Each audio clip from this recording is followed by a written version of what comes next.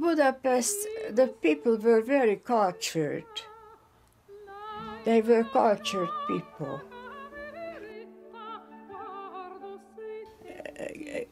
It was a very close-knit family with my mother's parents and with my parents.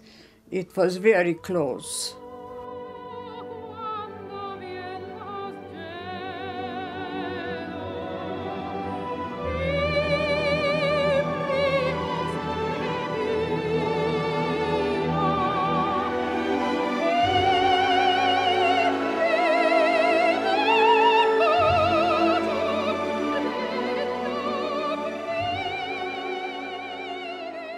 Leichtmann.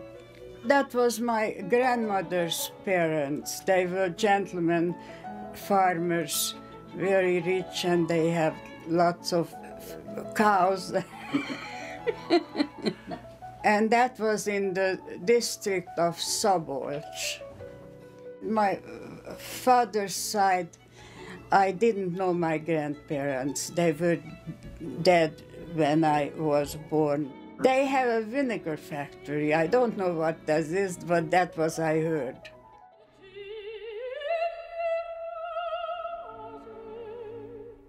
I remember that I was always reading. When I was 6, I got a flashlight, and I was not allowed to read in bed.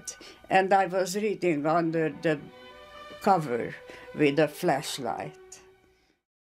I lived in Budapest all my life. Yes, in apartment, because in Budapest, that's a big city. There is not like this, that you can live in houses. And we saw the Danube, and all the friends came over to look at the fireworks, because it was just across the Danube. That was the 4th district. That was the most elegant district. We had a beautiful villa up on a hill, Rózsadomb, and I had bunny rabbits and a German shepherd and doves. I like to draw, and then when I was 16, I decided I don't want to go to high school anymore. I want to go to art school. I wanted to be a fashion designer, but that didn't happen because I married at 19. When I was 12, that was the first time I went to the opera.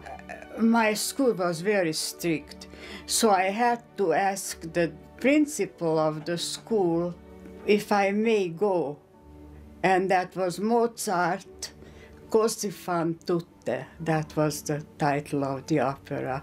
That was the first opera I saw. I had to move out of the apartment and go to a house that had the yellow star.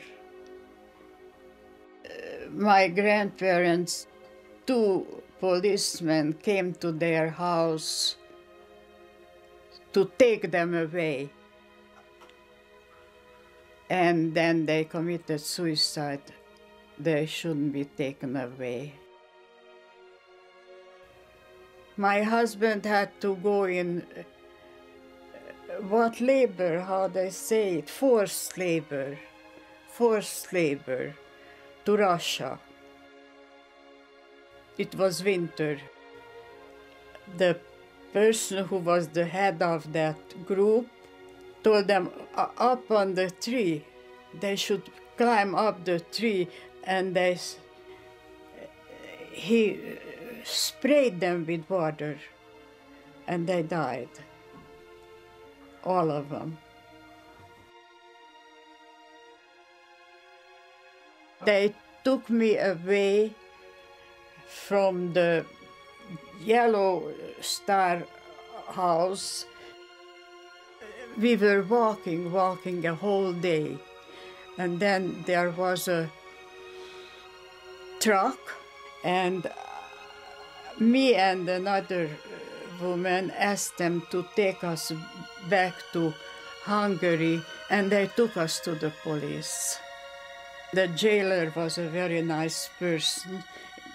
Next morning he gave 2 policemen, and the 2 policemen helped me go home. So where did everybody else go that you were with? They went to Auschwitz.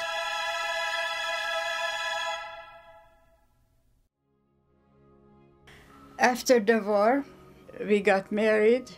That was fine. Everything was fine. We didn't have much money, but we survived. So it was a normal life for a while. And then all hell broke out. Under the revolution, we were sitting in the cellar, and there was shooting all over us. Then I decided that I want to go out of here. One day, Marian and I went with the train to the border. When we went off the train and went walking in the countryside toward the border, then they were shooting at us. It was freezing. Everything was frozen. My Marian, she was helping me because I was slipping and slipping. So we were on our own, and when we saw the lights, we knew that we are in Vienna.